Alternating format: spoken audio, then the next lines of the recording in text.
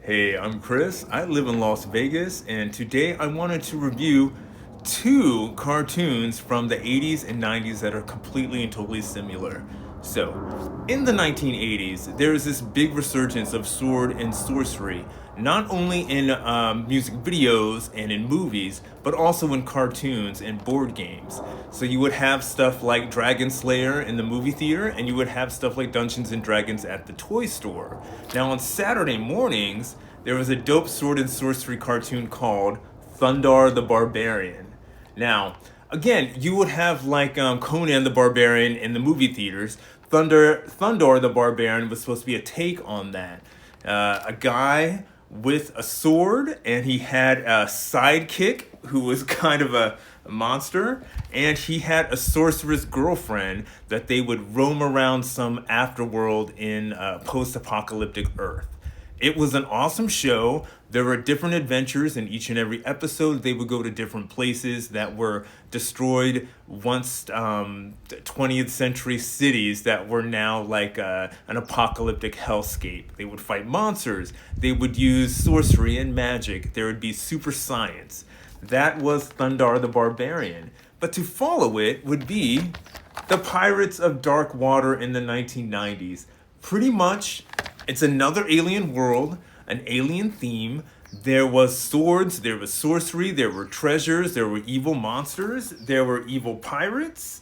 And the whole point of the Pirates of Dark Water is there was this horrible, scary dark water, like sentient evil that on this alien planet, this like prince had to stop the dark water from destroying the world. It was very eco-friendly. And the funny thing about the Pirates of Dark Water, it was the same framework. It was like a superhero hero at the lead, an older, stronger, like a fighter and sailor, and by their side was a sorceress or an ecomancer, which would be right there, Tula. So honestly, if you look at both of the series, and they're both Hanna-Barbera series, they're almost modeled the exact same. It's kind of funny, it's kind of creepy, it's kind of like scary, and they were both hits in their time. Now, why would I bring up cartoons of the 1980s and 90s? I grew up on these, and the funny thing is, the influence of sword and sorcery was very much in style. Back in the day, they understood that like in a new mechanized world, this post-Newtonian world that we had fallen into the 20th century, that people were starting to get into the New Age movement. People were starting to get into spirituality that was outside of Christianity. And believe it or not, the 1970s and 80s was really big on that.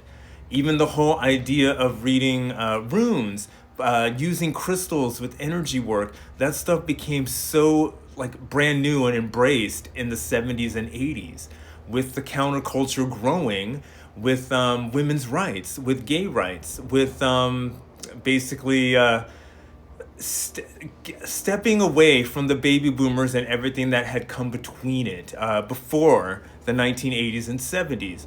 That's when the resurgence of sword and sorcery fantasy became to get embraced. And honestly, I was very much inspired by this stuff as a kid, and I hope you love it just as I love it. Check out Thundar the Barbarian if you can, and check out the Pirates of Dark Water.